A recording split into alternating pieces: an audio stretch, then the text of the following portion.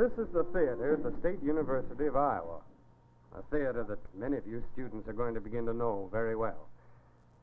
Today, by way of introduction to the semester's work, we want to take a brief glance at three especially interesting theaters, widely separated in time and space.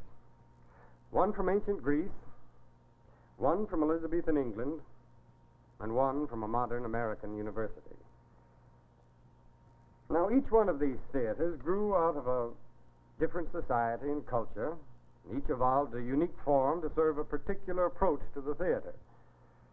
Later, we will study these theaters much more closely, but for today, this quick glimpse may at least indicate the great diversity of size and shape that the physical theaters assumed over a period of almost 2,500 years. The theaters of ancient Greece were large amphitheaters, which took advantage of the natural slope of hillsides as well as the flat space at the bottom. This allowed for an auditorium, which in this particular theater at the Epidaurus seated nearly 17,000 people. It also allowed for a circular dancing floor or orchestra where the actors and the chorus performed. In late 16th century England, theater-goers went to a building that some scholars say was square, other scholars say was circular, and still others say was many-sided. They all agree, however, that in this theater building, the stage projected well out toward the center of the enclosed area. It is one of the several reconstructions of the famous Globe Theater where most of Shakespeare's plays were performed. The wealthy sat in boxes and galleries, while the poor stood in the pit around the stage. The stage was a large platform with entrances for the actors at the right and left. We're not certain exactly how scenes were played for this stage, but it undoubtedly provided a basis for the fast, continuous action demanded by Elizabethan plays and audiences. As you know, the university has a traditional theater with a proscenium arch and a front curtain. We also have a studio theater, which offers a different kind of theatrical experience to directors, actors, and designers. The stage of this experimental theater is made of platforms and screens, which can be rearranged in almost endless variations to suit the individual needs of each particular play. However, the stage of the studio theater, like any other stage, is meaningless in itself. Any empty stage is a very lonely place.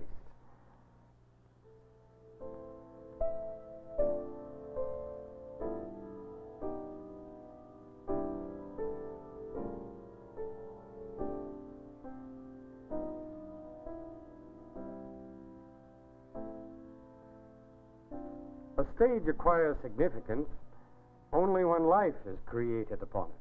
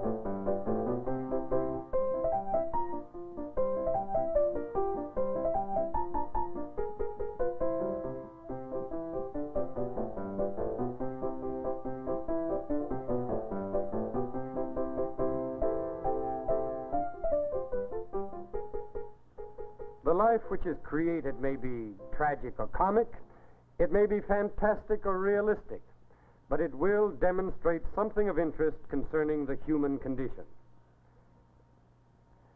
In our next class, we will turn back to begin a detailed study of the theater of ancient Greece. One announcement.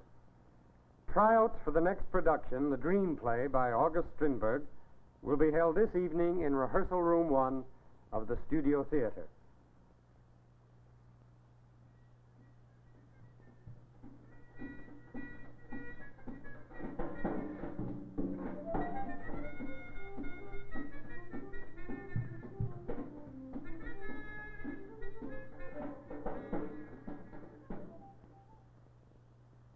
Rehearsal Room 1. For the student, the theater experience begins here. For the director, it began weeks earlier. The play was chosen either by the director himself or by a faculty committee. He analyzed the play carefully, deciding what intellectual and emotional values his production would attempt to convey. Tryouts give the director a chance to see and hear the students and to match them with the roles in the play. Some theater goers mistakenly assume that all plays are cast from students majoring in acting.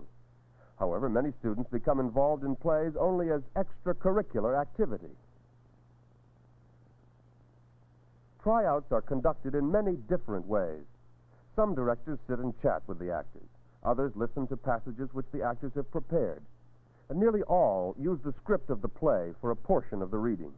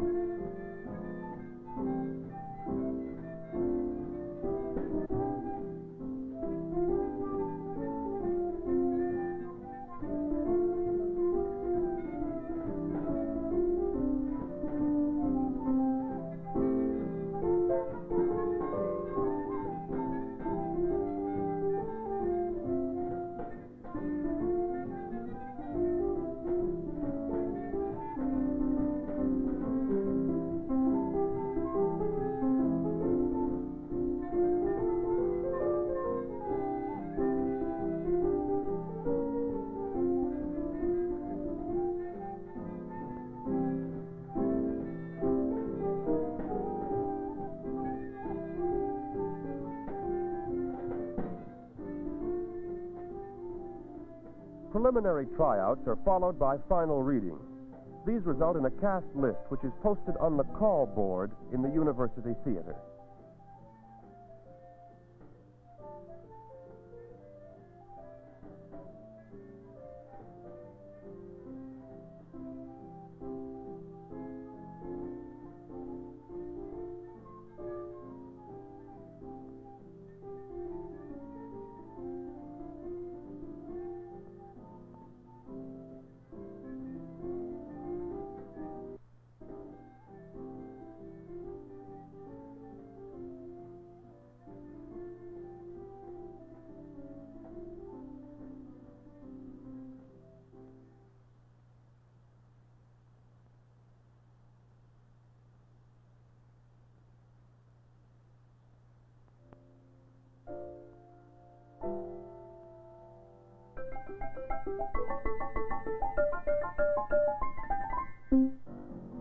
The dream play is a fanciful work which evokes the uncertain and changing mood of a dream.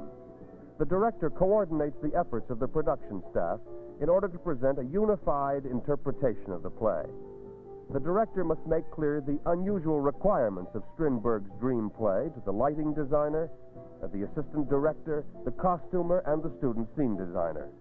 This production staff shares the responsibility of projecting the director's interpretation.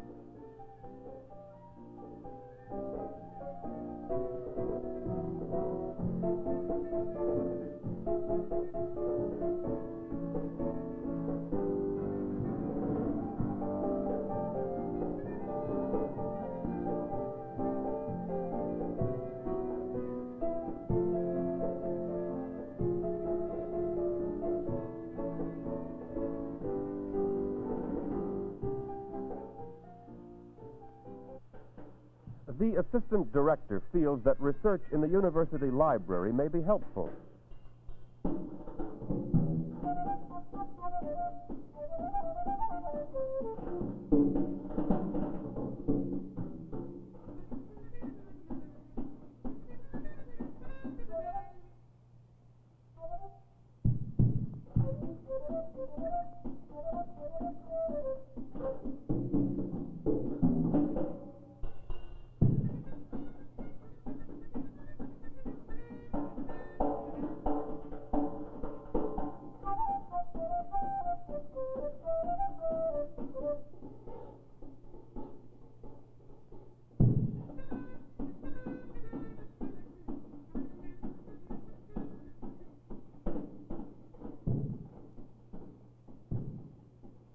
Among the theses written by students at the university are production books. These are scripts and analyses of plays which have been presented as creative theses by graduate students in directing.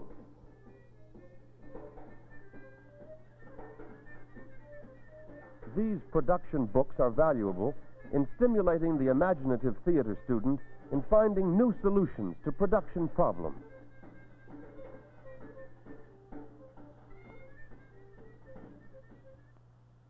In the theater scene shop, students and supervisors work from detailed drawings of the finished set design.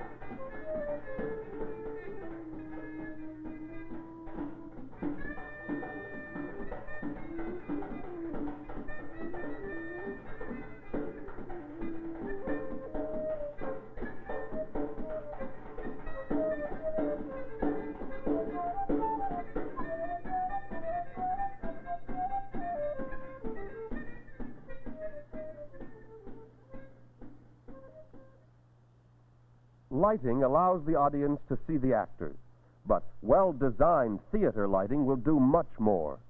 It should reinforce the mood of the play and focus the attention of the audience. The lighting layout is sketched on a ground plan of the set.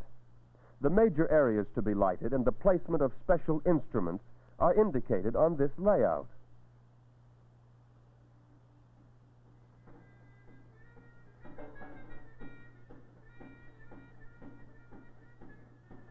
The lighting designer records the type and location of each instrument, as well as the color of the light which each is to produce.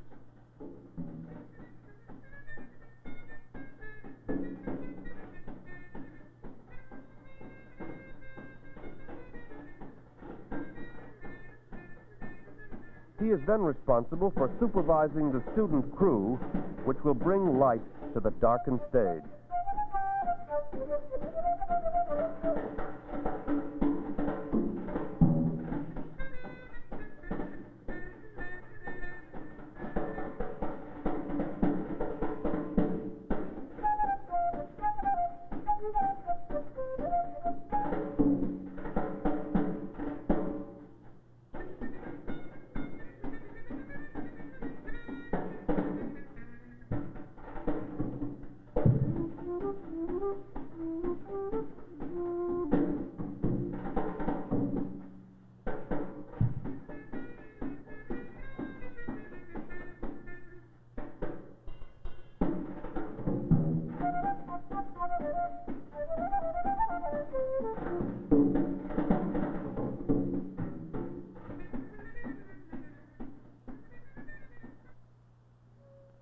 When rehearsals begin, The cast has usually discussed the play with the director and begun to learn lines. Although directors' approaches vary widely, early rehearsals are often devoted to working out the groupings and movements demanded by the action of the play.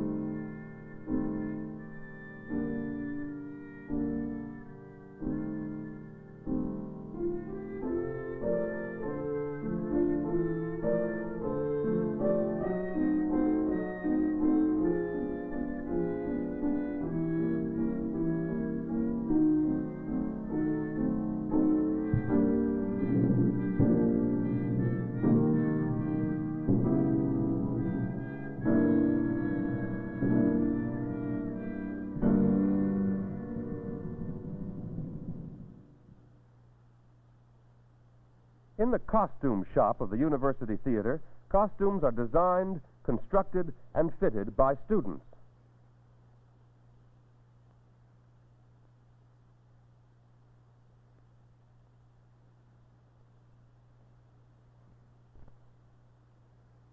The costume shop is generally a scene of much activity. As the costumes are started for the dream play, other costumes are nearing completion for a 17th century comedy, Love for Love.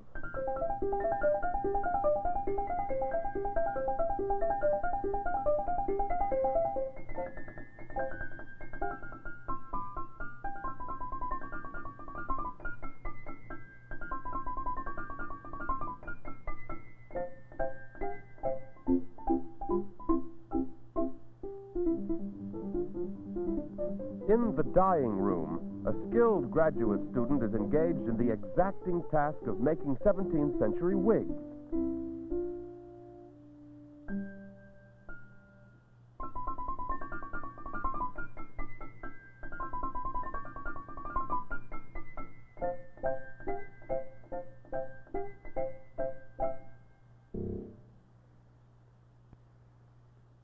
Soon the measurements are finished, and the job of costume making goes on.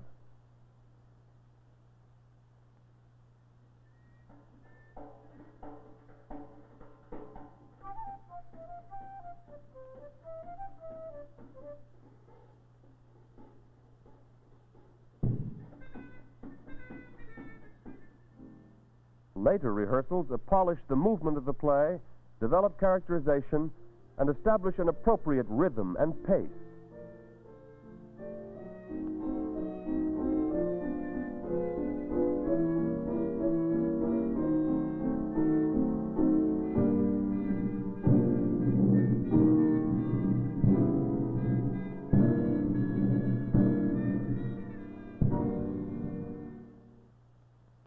The stage manager is in charge of the show during performance. His crew will shift the sets and keep track of the properties used in the show. The dream play is an unusual script being treated in an unusual manner. Instead of creating settings made from traditional upright flats, the designer has provided odd-shaped rolling platforms which offer constantly shifting acting levels. The vigor and apparent spontaneity of the life created upon the stage will depend in part upon the precision with which these are moved.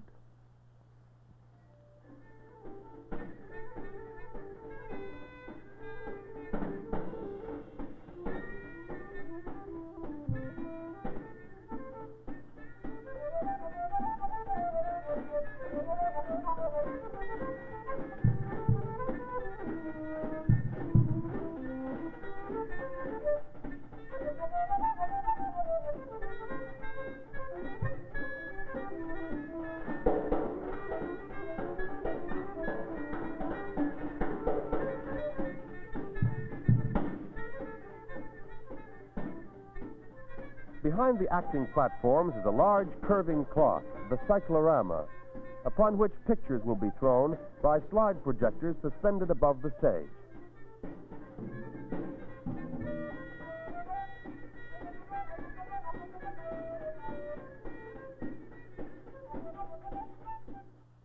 The last steps in preparation for the theater experience are the technical and dress rehearsals. During these, final adjustments are made in sound effects, costumes, and lighting.